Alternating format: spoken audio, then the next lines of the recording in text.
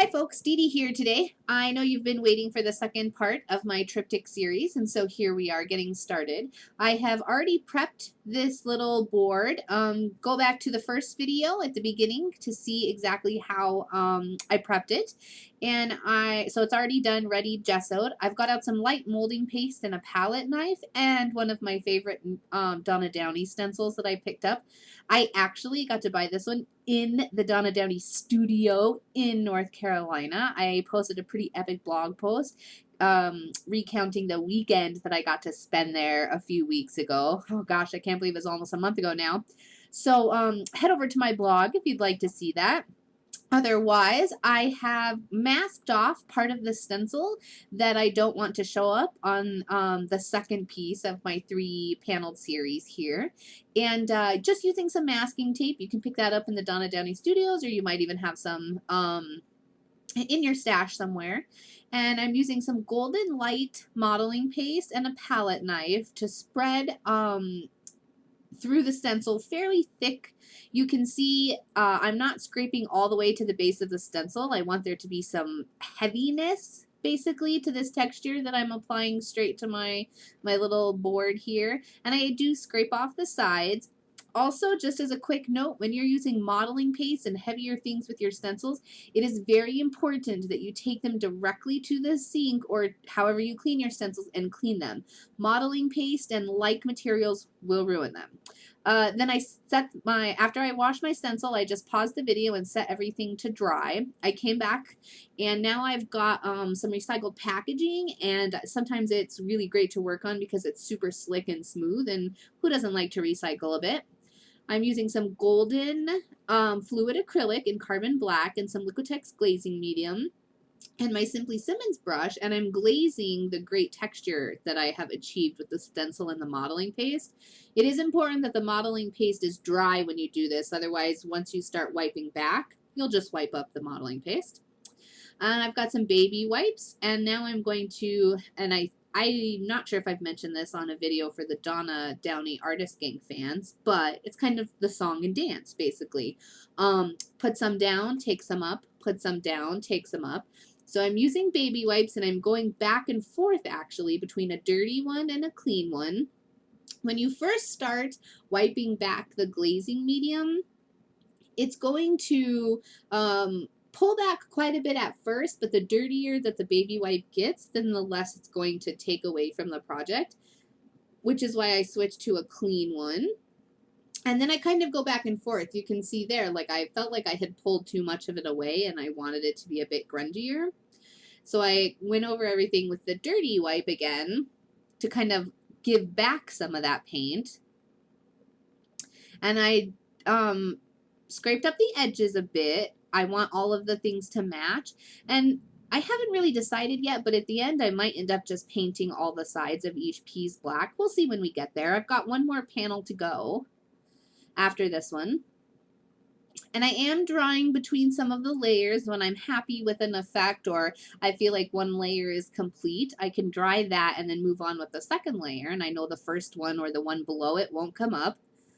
After stepping away for a little while and coming back, I do that a lot in my work, by the way. I stew over things, and not in a bad way, but I just like to think about things. And I know so many techniques and tips and tricks, just like all of you. We know so much stuff that when we're working on a project, sometimes you might not be exactly sure where you'd like to go with the next step. So sometimes I take a break from projects, and I highly suggest for you to do that too, especially if you're struggling over something. Instead of standing there or sitting there and looking and struggling, take a break. Go drink some tea, or I don't know, go to the movies or something, or sleep on it. A lot of times I work on a project over a week. I don't spend the entire week working on it, but a little time each day, and then something will either strike me or something will inspire me to finish my piece. So you can see here, I thought that I was happy with the way the glazing medium turned out, but I knew in my heart, after taking a small break, that I really wanted it to be a bit darker. So I've come back and I am doing it again. I will say this, I also live in the desert. I live in Las Vegas and everything dries super quickly here. So compared to Mrs. Downey, I add a bit extra glazing medium and I can't let mine sit very long. Otherwise I start to get harsh edges towards the edge of the paint, especially if I didn't take the glazing medium and the paint all the way to the edge of my project. But you can see here, it kind of where I got busy talking in that last minute there. I put more glazing medium down with more fluid acrylic. It's the Carbon Black by Golden. And I'm doing more of that song and dance. I kind of put some down and pick some up and put some down and pick some up. And I worked harder on leaving a lot of the darker grunchiness in the depths of the texture, and then I use my finger wrapped in a cleaner baby wipe to kind of wipe stuff off of the top. Now here comes kind of a cool, oh actually, and I had some glazing medium left, so I brought back the first panel that I did and I'm glazing over everything because it did seem very stark, those white areas, and this is really going to help the whole thing pull together and be a cohesive series. So there's a tip also.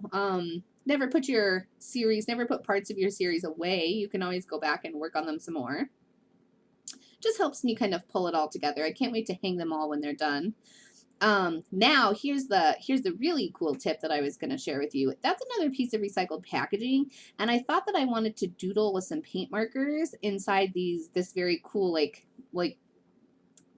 I don't even know, a splotchy texture that I got from Donna's stencil, but I wasn't positive. So I used a piece of packaging, a clear packaging, and I laid it over the dots, and then I did what I thought I wanted to do, and I was able to pull it back and look at my piece and then lay it over it and see if I actually liked how it looked, and I did go ahead with that. So now I'm using a paint marker, and I have Poscas.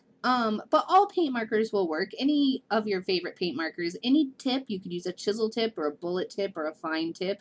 I actually switched from a fine tip to a bullet tip right there.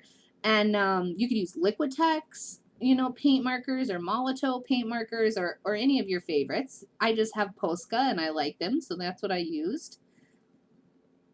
I am heating between layers. I don't have a lot of patience. I already have to wait on my projects while I'm kind of thinking exactly about what I want to do next. So I always have my heat gun with me.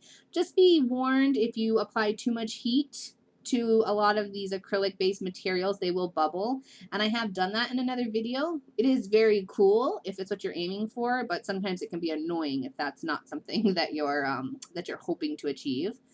I now have I'm trying to remember, like a script brush or a kind of like a fine liner brush. It has very long bristles and they're very straight and there aren't very many of them. And I'm using that to apply some gesso to the inside of the dots that I have drawn on top of the bigger dots. The second panel is very dotty. I'm just going back and forth and kind of filling in some of those, and I felt like the black got a little bit too stark there, but I did really like the feel that we were going towards, so to help tone it down a little bit, I got out that gesso and I'm filling in those dots a little bit and just adding a bit more contrast.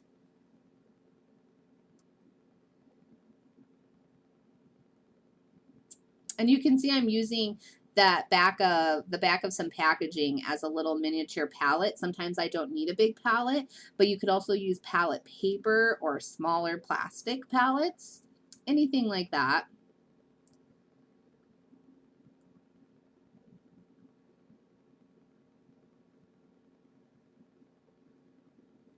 And in just a couple of those, I decided to go over them twice. Some of the black was peeking through, not a big deal, just kind of a personal preference. And that's it for this panel. So, oh, and I think I do a quick like side-by-side comparison here. You can see the two panels together.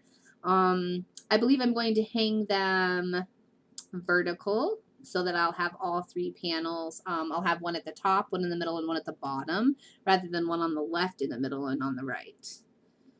So I'll see you next time for the last one. And thanks so much again for joining me. Don't forget to subscribe to the Donna Downey Artist Gang YouTube channel. Visit the Artist Gang blog and find me on the web too. All right. Thank you so much. Bye.